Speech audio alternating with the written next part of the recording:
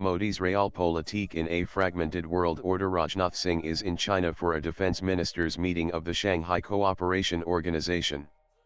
There he is faced with friends, foes, and disgruntled participants. His presence at this crucial multilateral forum, amid escalating regional tensions and shifting global dynamics, underscores a strategic maneuver by New Delhi that prioritizes national interests over traditional bloc allegiances. Singh's participation in the SCO defense ministers meeting is not surprising.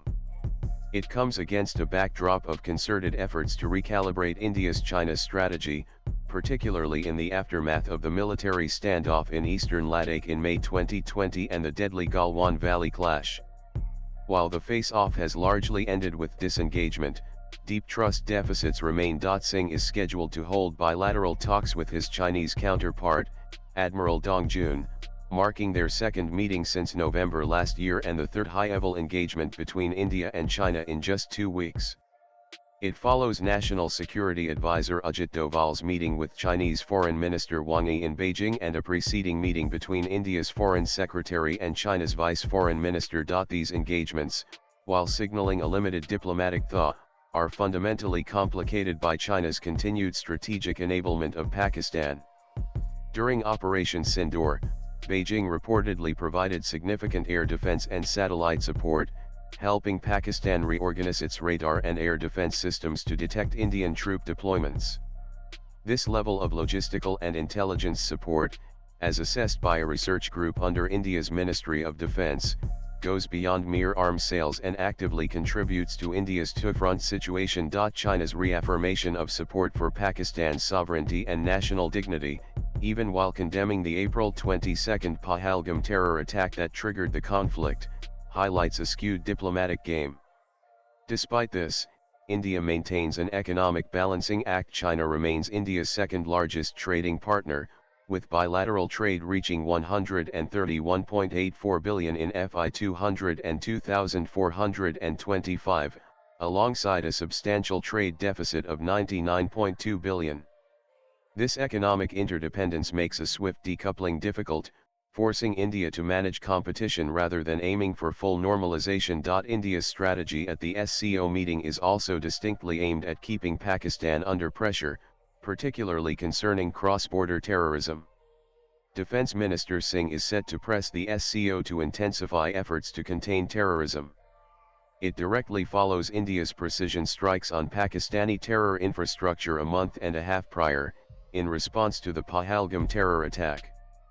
Pakistan, also an SCO member, is attending the Qingdao meeting, though no bilateral engagement is indicated. While diplomatic channels remain open to maintain a fragile peace along the line of actual control, India operates under no illusions. The stated goal may be cooperation against terrorism and regional connectivity. The unstated imperative is to look an adversary in the eye, project strength, and manage a volatile border without appearing weak or yielding ground. The recent India-Pakistan conflict underscored Pakistan's reliance on Chinese weapons systems and jets, which were extensively used against Indian soil. Concurrently, Pakistan's strategic choices in the broader region are being increasingly scrutinized. Pakistan's Chief of Army Staff, General Asim Munir, met with US President Donald Trump in an unprecedented departure from protocol, securing praise from CENTCOM for counter-terrorism efforts and receiving fresh financial commitments from the IMF. Simultaneously, Pakistan has taken actions that strain its complex relationship with Iran, including the closure of its land borders with Iran, except for the return of its nationals, shortly after Israel's attack on June 13. Driven by a desperate economic situation and the need for IMF bailouts, Islamabad appears to be aligning with the US strategy to deter and isolate Iran.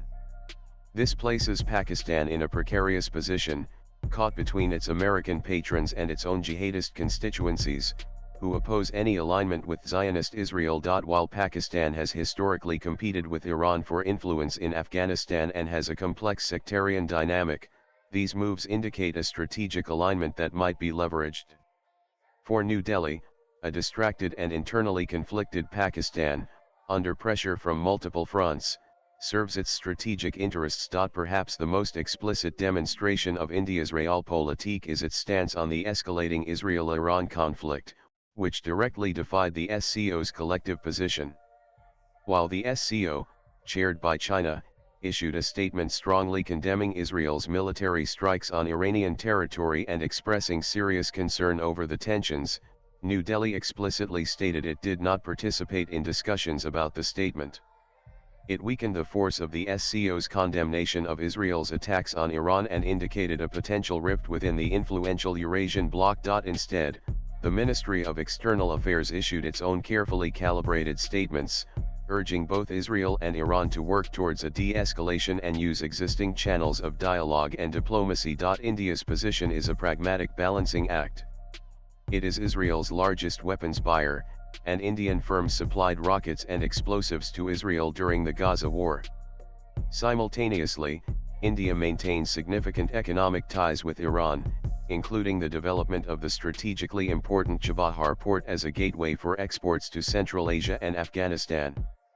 U.S. sanctions, reintroduced by the Trump administration, pose a threat to this project, adding another layer to India's complex foreign policy calculus. India's refusal to condemn Israel is further underscored by its abstention from voting in the United Nations General Assembly on a draft resolution demanding an immediate, unconditional, and permanent ceasefire in Gaza. Domestically, India values Iran for energy security, connectivity, and as a counterbalance to Sunni extremism via its substantial Shiite Muslim population.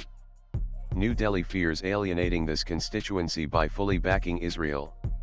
Thus, India's approach is not about blind loyalty to either side but about safeguarding its multifaceted equities and strategic autonomy in a region critical for its trade and security interests. Swipe left for next video. Rajnath Singh's presence at the SCO meeting is more than mere diplomatic optics. It symbolizes India's astute and pragmatic foreign policy under Prime Minister Narendra Modi.